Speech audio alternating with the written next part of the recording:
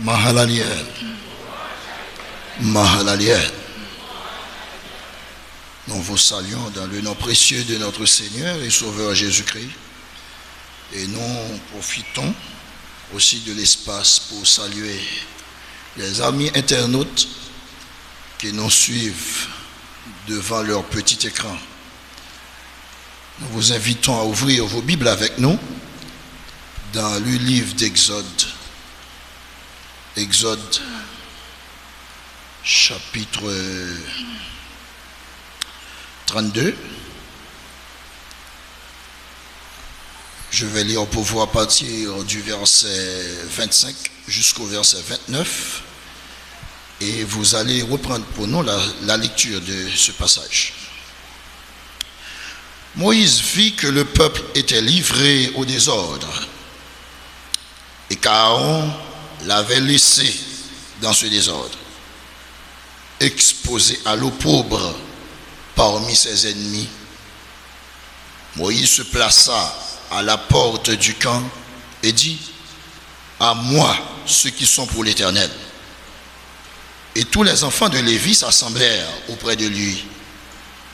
Il leur dit: ainsi parle l'Éternel, le Dieu d'Israël, que chacun de vous mette son épée au côté, traversez et parcourez le camp d'une porte à l'autre, et que chacun tue son frère, son parent. Les enfants de Lévi firent ce qu'ordonnait Moïse, et environ 3000 hommes parmi le peuple périrent en cette journée. Moïse dit: consacrez-vous aujourd'hui à l'Éternel, même en sacrifiant votre fils et votre frère, afin qu'il vous accorde aujourd'hui une bénédiction. Parole du Seigneur. Reprenez pour moi la lecture de ce texte, s'il vous plaît.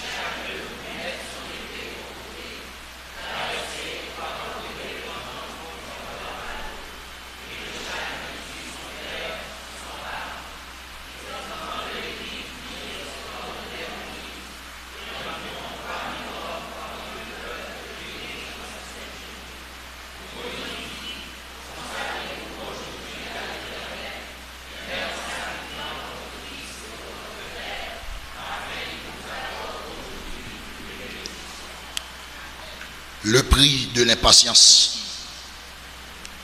Le prix de l'impatience. Avant de voir l'impatience,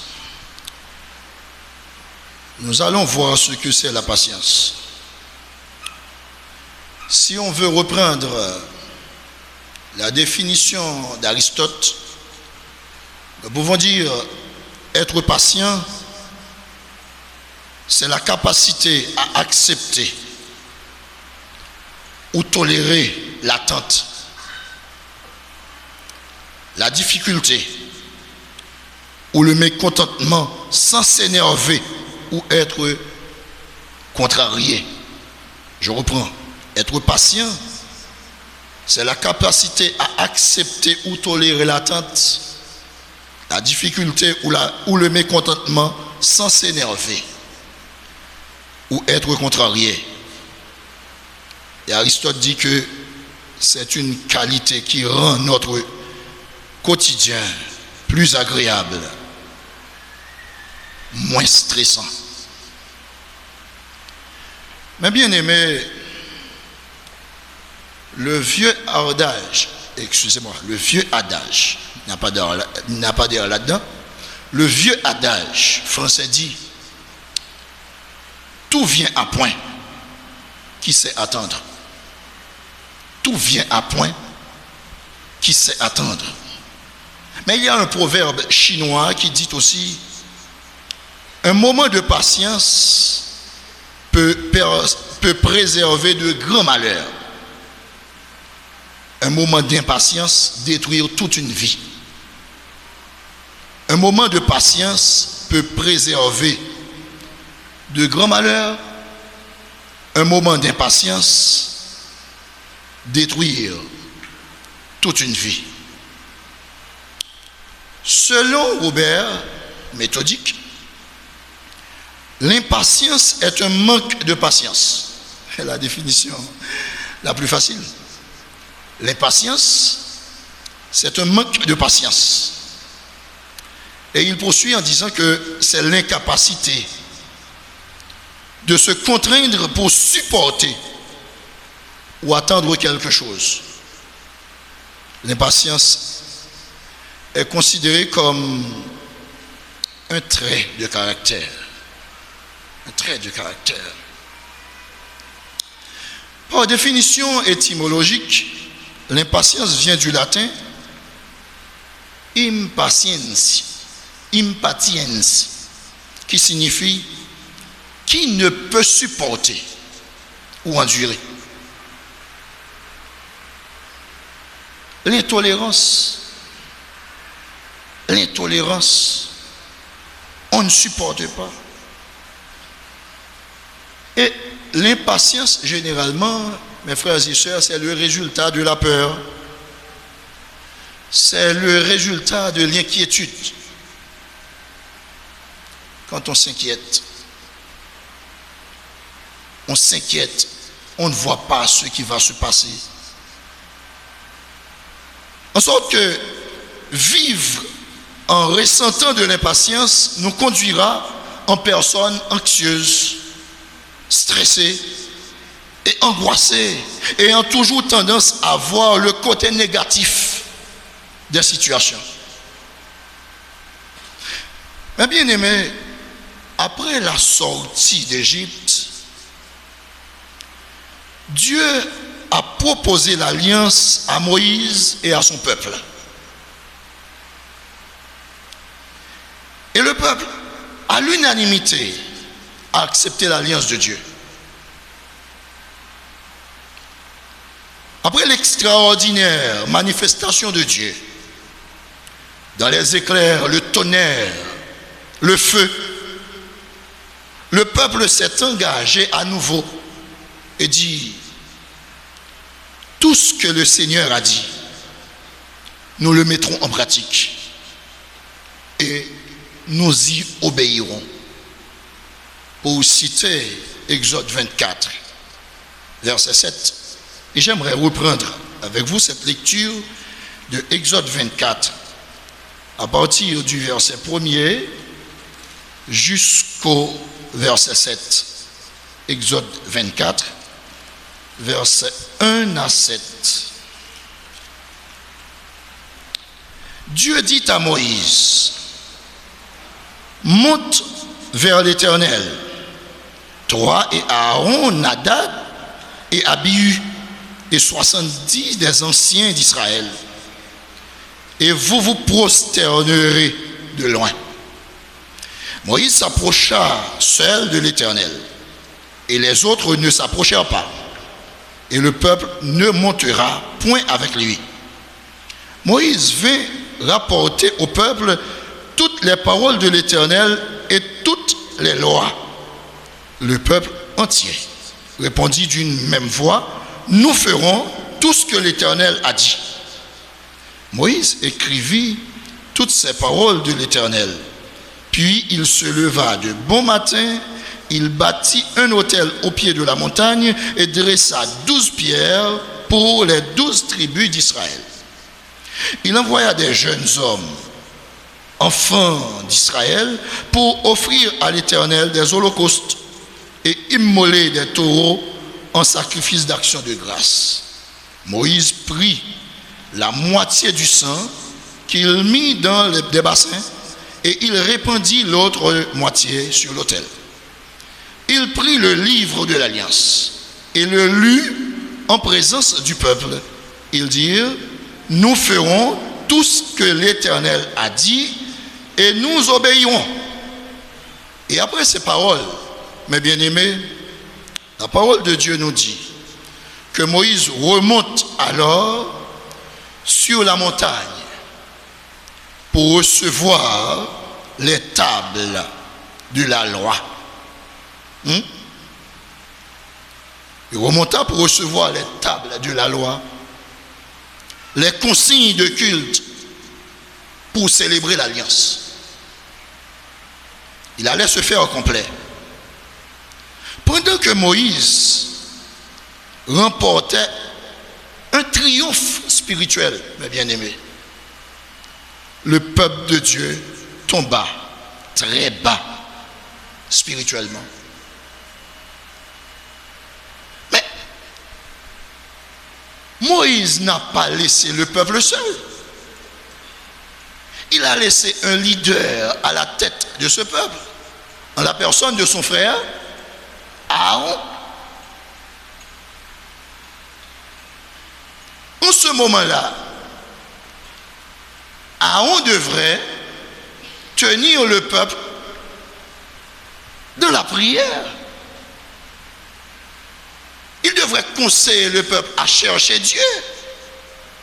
Mais à ce qu'il paraît, Aaron et le peuple étaient tous oisifs.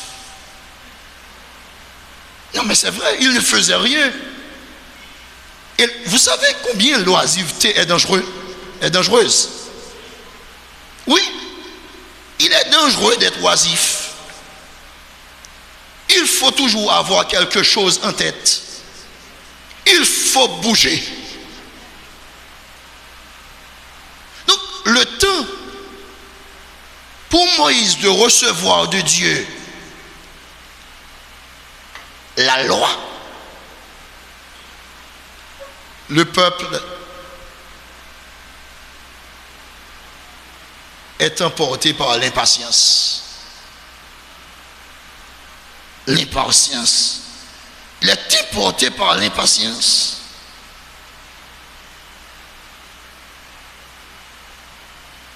Il voit que Moïse tarde à venir.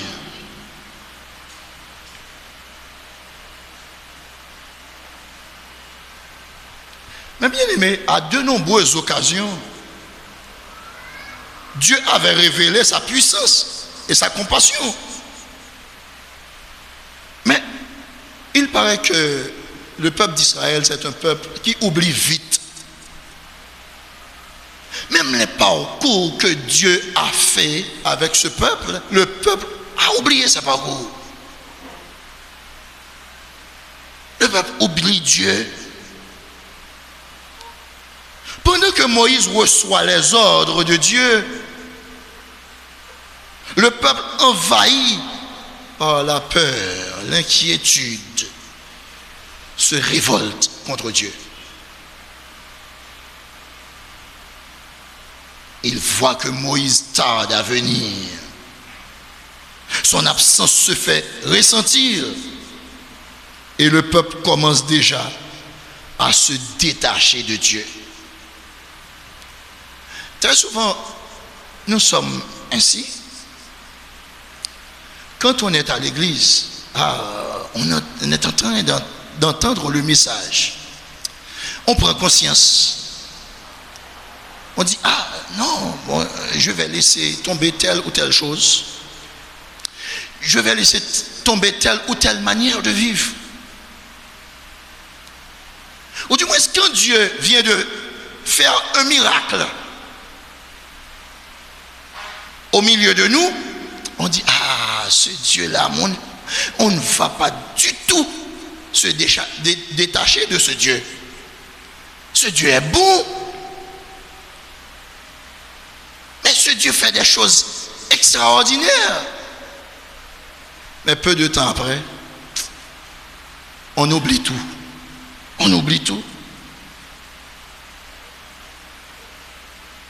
Toutes les expériences extraordinaires avec Dieu sont oubliées. Le peuple ne ressent plus de sensations fortes pour ce Dieu. Et c'est le quotidien, mes bien-aimés, qui réinstalle sans rien voir ni entendre. Où est passé Moïse? Et où donc est Dieu? Parfois dans des situations difficiles, vous et moi, on pose les mêmes questions. Mais où est Dieu?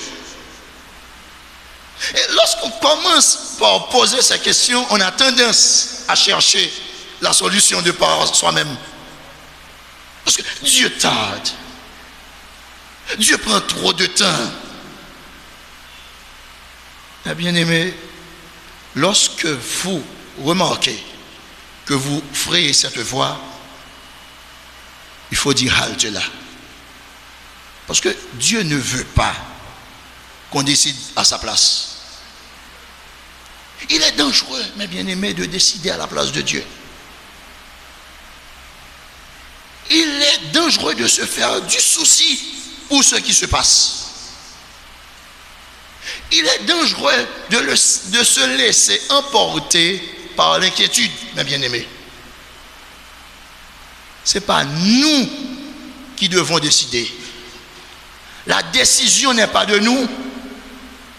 Nous avons quelqu'un qui décide pour nous. Parce que les yeux de Dieu sont toujours sur nous qui sommes ses enfants. Dieu ne nous abandonne pas, mes bien-aimés. Nous ne le voyons pas, mais il est là. Mais fort souvent, c'est à travers ses actions que nous voyons son existence. Dieu peut agir, mais il faut se soumettre à sa volonté. Eh bien aimé, inquiet de ne plus revoir Moïse, le peuple demande à Aaron de lui donner des dieux qu'il puisse voir et toucher. C'est ce que je viens de dire. Nous cherchons nous-mêmes la solution. Devant toutes les menaces qui sont devant nous, nous disons que faire?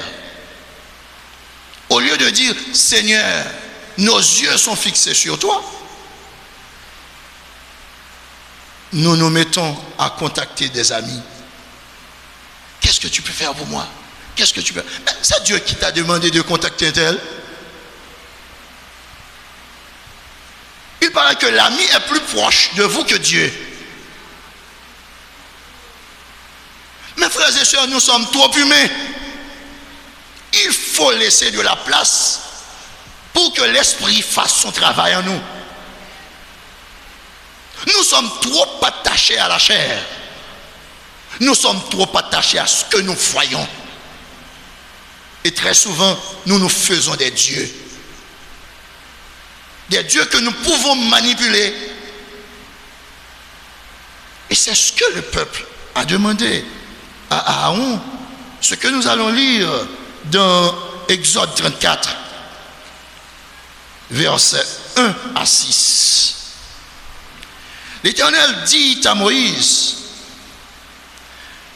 c'est ça? C'est 32. Exode 32, versets 1 à 6. Nous sommes à Exode 32. Exode 32, verset 1 à 6. Le peuple, voyant que Moïse tardait à descendre de la montagne, s'assembla autour d'Aaron et lui dit, allons, fais-nous un Dieu qui marche devant nous. Car ce Moïse, vous remarquez ça? Ce Moïse, cet homme qui nous a fait sortir du pays d'Égypte, nous ne savons ce qu'il est devenu. Vous remarquez comment il appelle Moïse? Ce Moïse. Hein? Au verset 2, au lieu de réprimander le peuple, Aaron se met au service du peuple, au service des idées du peuple. Il exécute les idées du peuple. Aaron leur dit, ôtez les anneaux d'or qui sont aux oreilles de vos femmes, de vos fils et de vos filles, et apportez-les-moi. Mais ici, vous remarquez, Aaron leur demande de faire une chose difficile aussi. C'est comme si Aaron voulait les éprouver. Ce qui est plus cher à eux, Aaron leur demande. Ce qui est plus cher à eux, les bijoux, les objets précieux. Donc Aaron demande ça juste pour voir jusqu'où leur pensée peut arriver. Et malheureusement pour Aaron, le peuple était si aveuglé, il était tellement dans la nécessité. Parce que fort souvent, quand on est dans une situation difficile, on est coincé, il n'y a pas aucun sacrifice n'est trop grand. Et c'est ce que ce peuple a fait là. Et tous ôtèrent les anneaux d'or qui étaient à leurs oreilles et ils les apportèrent à Aaron. Il les reçut de leurs mains, jeta l'or dans un moule et fit un veau en fonte. Et ils dirent, voici Israël. Voici Israël. Voici ton Dieu qui t'a fait sortir du pays d'Égypte. Ça, c'est pas Aaron qui a dit ça. C'est le peuple qui a dit ça. Le peuple dit, voici Israël. Ce Dieu qui t'a fait sortir du pays d'Égypte. Ce Dieu qui t'a fait sortir du pays d'Égypte. Lorsque Aaron vit cela, il bâtit un autel devant lui et il s'écria, demain il y aura fête en l'honneur de l'Éternel. Même là, encore mes bien-aimés, Aaron voulait contourner ce que le peuple avait en tête. Il voulait contourner ce que le peuple avait en tête. Donc, il voulait faire savoir au peuple, bon, ce Dieu qui est présenté devant vous, bon, c'est le Dieu que vous cherchez. Mais Aaron ne croit pas que c'est ce Dieu. Mais Aaron voulait tout simplement apaiser la colère de ce peuple, apaiser ce qui est passé dans la tête de ce peuple. C'est ce que Aaron voulait, avec bonne volonté, malheureusement. Mais vous savez que la bonne volonté ne sert pas Dieu. Non. On sert Dieu dans l'obéissance. C'est dans l'obéissance qu'on sert Dieu. On sert Dieu dans la foi. On fait confiance à Dieu, tout simplement. Et Dieu vous dirige. Voilà le monde qui a une bonne volonté pour arriver à servir mon Dieu. Donc là, vous remarquez ça, mes bien-aimés. Aaron avait de la bonne volonté, mais malheureusement, tout ce qu'il faisait était tombé en faveur du peuple. Quand je dis en faveur du peuple, en faveur des idées qui passaient dans la tête du peuple. Demain, il y aura fête en l'honneur de l'Éternel. Et le lendemain, mes bien-aimés, la Bible nous dit, ils se levèrent de bon matin, et ils offrirent des holocaustes et des sacrifices d'action de grâce. Jusque-là, si on offrit des holocaustes, des sacrifices d'action de grâce à l'Éternel, ce n'est pas encore un péché. Mais le peuple s'assit pour manger et pour boire. Et la Bible nous dit, ils se levèrent pour se divertir. Ici, le mot divertir n'a pas une simple connotation. Le mot divertir ici, le divertissement ici, a le sens de débauche. Le peuple est tombé dans la débauche. Le peuple est ivre, se livre dans la luxure et dans toutes sortes d'orgies. Parce que vous remarquez, ce qui était dans la tête de ce peuple-là, ce sont les dieux égyptiens. Lorsqu'on fêtait les dieux égyptiens, on fêtait dans la débauche. Lorsqu'on fêtait les dieux égyptiens, on les fêtait dans la luxure. On fêtait les dieux égyptiens accompagnés d'orgies. Donc, mes bien-aimés, voilà la situation dans laquelle se trouvait le peuple de Dieu, tandis que Moïse était auprès de Dieu. en train de recevoir les 10 commandements sous forme écrite.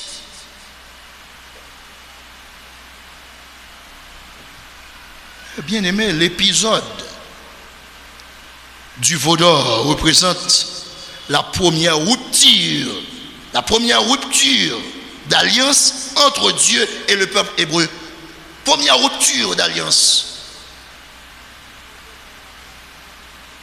Le peuple est impatient et veut exercer sa liberté tout de suite et se donne un Dieu de sa propre fabrication et contrevient ainsi au premier commandement de l'alliance. Que dit le premier commandement? Dans Exode chapitre 20, versets 4 et 5, nous lisons: tu ne feras point d'image taillée, ni de représentation quelconque des choses qui sont en haut dans les cieux, qui sont en bas sur la terre, et qui sont dans les eaux plus bas que la terre. Tu ne te prosterneras point devant elles, et tu ne les serviras point, car moi, l'Éternel, ton Dieu, je suis un Dieu jaloux, qui punit l'iniquité des pères sur les enfants jusqu'à la 3e et la 4e génération de ceux qui me haïssent. Cela veut dire que quand on fait un autre Dieu comme sujet d'adoration, pour le mettre en face de notre Dieu, cela veut dire que vous êtes devenus ennemis de Dieu. Mais bien aimé, la pratique de l'idolâtrie, c'est la manifestation visible de la haine contre Dieu. C'est ce que Dieu a plus en horreur de tous les péchés: l'idolâtrie. Donc la pratique de l'idolâtrie, c'est la manifestation visible de la haine contre Dieu. Vous placez un Dieu en face de l'Éternel. Mais bien aimé, vous savez que tout ce que vous aimez plus que Dieu, c'est de l'idolâtrie. Quel que soit ce que vous aimez plus que Dieu, c'est de l'idolâtrie. Quel que soit ce que vous placez en face de Dieu, c'est de l'idolâtrie. Et là, Dieu ne joue pas avec ça. Vous aimez votre mari plus que Dieu? Vous aimez votre femme plus que Dieu? Deux jeunes amoureux, vous aimez votre conjoint plus que Dieu? Vous aimez vos enfants plus que Dieu? Il est dangereux, mes bien-aimés. Dieu avant tout. On doit placer Dieu au-dessus de tout, mes bien-aimés. Et on ne doit pas réfléchir du tout là-dessus. Dieu est en premier. Il doit être en premier. Bien-aimés, si la liberté du peuple était autrefois entravée par les Égyptiens, les tenant sous leur joug, cette fois, c'est le peuple lui-même qui se rebelle et retarde sa liberté. Fort souvent, vous et moi, nous retardons notre libération pour avoir pris le devant. Dieu va décider, mais vous prenez le devant. Dieu se croise les bras. Il voit où est-ce que vous allez. Et parfois nous avons tendance à blâmer Dieu. Oh, Dieu m'a laissé tomber dans telle ou telle situation. Mais ce n'est pas Dieu qui a creusé le trou pour vous. Vous avez creusé le trou, vous y entrez. Donc maintenant vous dites, Dieu m'a permis de faire ça ou ça. Mais est-ce que vous avez demandé à Dieu son avis? Nous traversons des moments difficiles dans ce pays. Les parents, les familles sont déstabilisées.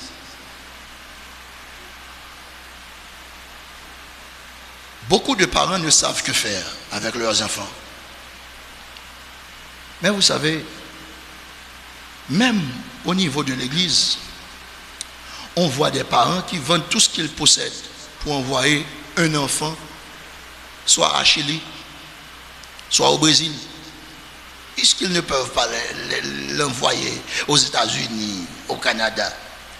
Mais ils achètent un visa, ils achètent un ticket, envoyer l'enfant, soit au Brésil, soit en Chili, un pays de l'Amérique latine, un pays de l'Amérique du Sud. Mais est-ce qu'ils ont demandé à Dieu ce qu'ils pensent? Parfois, l'enfant est arrivé là-bas, l'enfant ne connaît personne.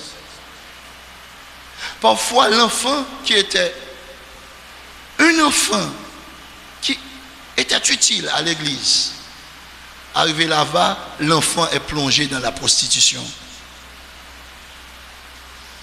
L'enfant est tout à fait détruit. Parfois, l'enfant laisse le Brésil pour se rendre aux États-Unis par voie illégale, finit par laisser sa peau dans la forêt. Les animaux l'ont déchiré. On a voulu sauver l'enfant, mais la manière dont on a procédé n'était pas correcte. Au lieu de sauver l'enfant, on l'a détruit, et on l'a détruit définitivement. Mais si on était dans la volonté de Dieu, mes bien-aimés, est-ce que cela serait arrivé? Non. Mes frères et sœurs, il y a des choses qui se produisent dans le pays, mais qui ne devraient pas être même répétées dans l'église. On ne devrait pas entendre ces nouvelles dans l'église. Parce que le chrétien, ce n'est pas quelqu'un qui mène sa vie comme bon lui semble. Le chrétien a quelqu'un qui le guide. Et ses yeux sont fixés sur ce quelqu'un. Et ce quelqu'un, c'est Dieu. L'Éternel des armées, mes bien-aimés. Donc, par manque de foi, nous sommes devenus impatients. Et notre impatience, Père éternel, mes frères et sœurs, nous conduisent dans le chaos. Israël est trouvé dans une situation difficile. Israël a fait des choses qui ont déplu à Dieu. L'Éternel des armées a réagi. L'Éternel a dit à Moïse, regarde ce que fait ton peuple. Ton peuple est tombé dans une situation déplorable. Mais le peuple, c'était le peuple de qui? Le peuple de Dieu. Mais Dieu dit à Moïse, ce n'est plus mon peuple, c'est ton peuple. Le peuple de Dieu est devenu le peuple de Moïse. Et si vous regardez au verset 9 de ce chapitre, l'Éternel dit à Moïse, je vois ce que, au verset 7, l'Éternel dit à Moïse, va, descends, car ton peuple que tu as fait sortir d'Égypte, c'est corrompu, ton peuple. Et au verset 9, l'Éternel dit à Moïse, je vois ce que ce peuple, je vois que ce peuple est un peuple au cou raide, un peuple qui n'entend pas, un peuple qui n'applique pas, un peuple qui ne connaît pas son maître. Et mes bien-aimés, Dieu a pris la résolution d'exterminer totalement ce peuple et de reconstruire une autre nation avec Moïse. Quelle mesure! Mais Dieu est trop dur. Mes frères et sœurs, les sanctions ne sont jamais agréables. Les sanctions ne sont jamais agréables. Les sanctions ne sont jamais complaisantes. Il faut mener sa barque comme on doit la mener pour éviter les sanctions. Et Moïse, qui avait un cœur de berger, se comportait maintenant en intercesseur. Il a intercédé pour ce peuple, tout en rappelant à Dieu que ce peuple que tu as fait sortir d'Égypte pour venir ici, si tu extermines de cette manière ce peuple, les autres nations vont dire que c'est pour cela que tu l'as fait sortir d'Égypte. Et Moïse était si proche de l'Éternel. Moïse a demandé à l'Éternel de se repentir. Au verset 12, pourquoi les Égyptiens, diraient-ils, c'est pour leur malheur qu'il les a fait sortir, c'est pour les tuer dans les montagnes et pour les exterminer de dessus de la terre.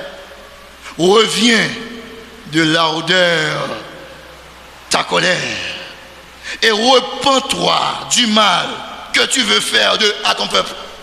Moïse, oui. Moïse était si...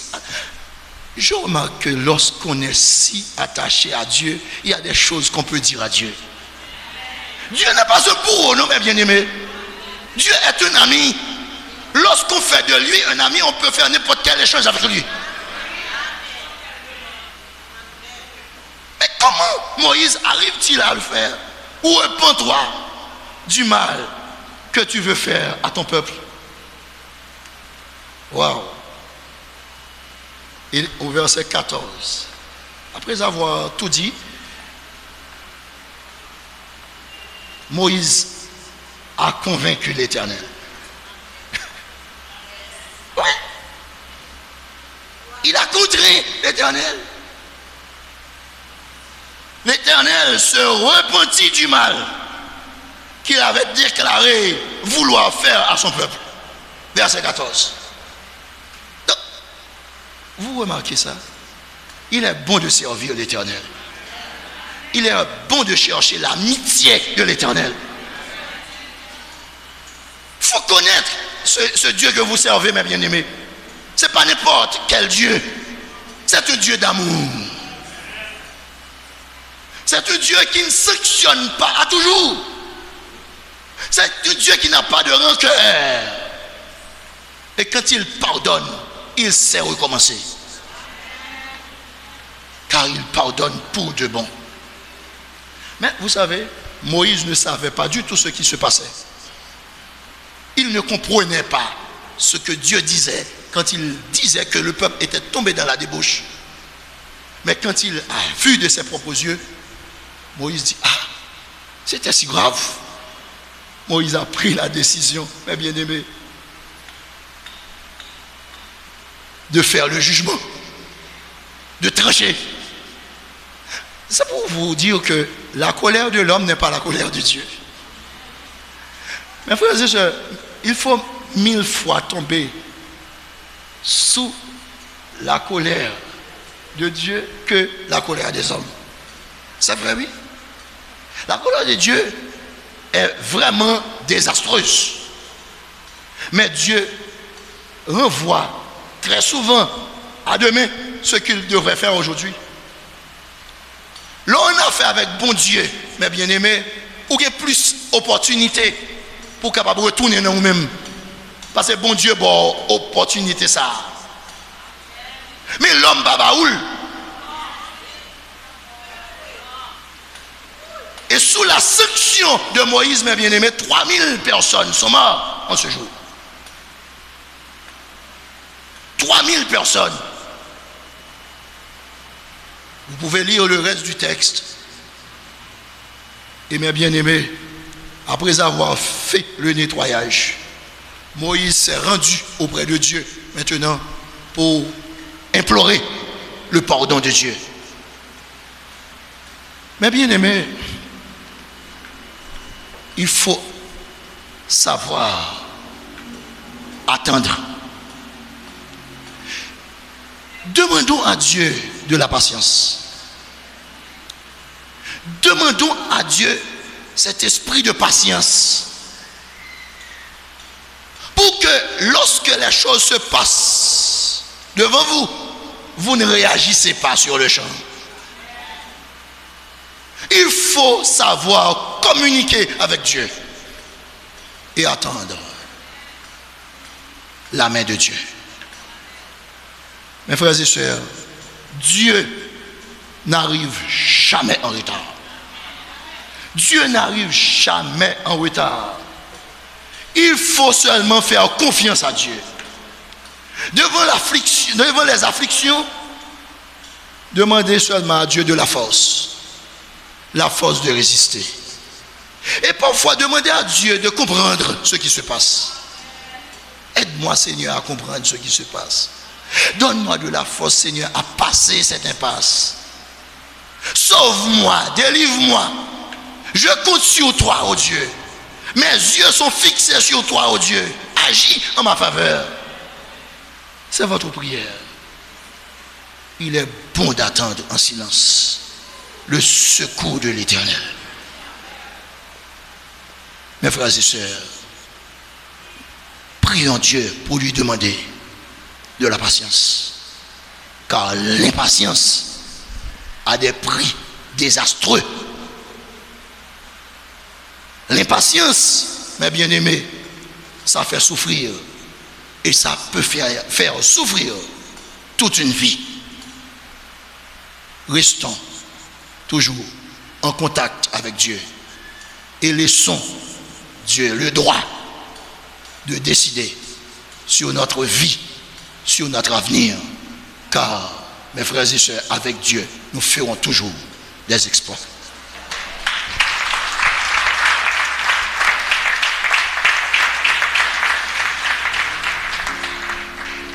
Je ne vois pas Pasteur Kenny.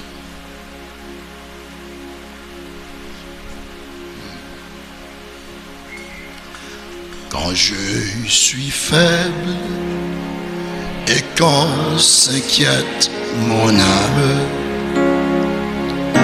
quand viennent les troubles, quand mon cœur est brisé,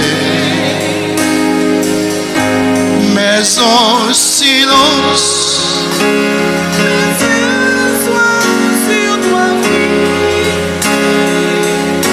je vois déjà ton règne glorieux. Oui, tu m'élèves au-dessus des montagnes. Oui, tu m'élèves, je ne crains point les tempêtes. Je suis fort quand sur tes ailes je m'envole. Oui, tu m'élèves plus haut que mes histoires. Loin de toi et n'existe point d'assurance.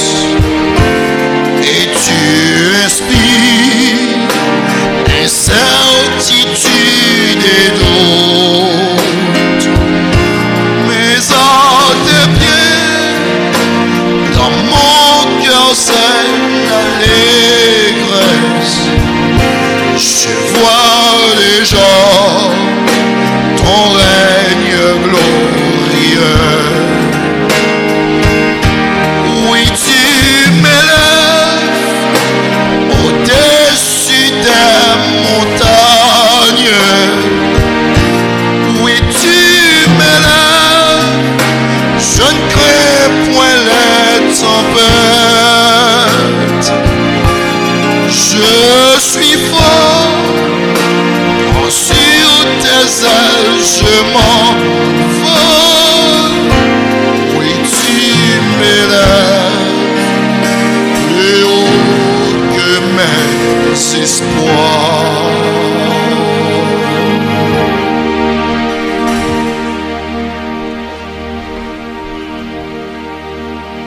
Louange et gloire à ton nom saint, ô Dieu Tout-Puissant.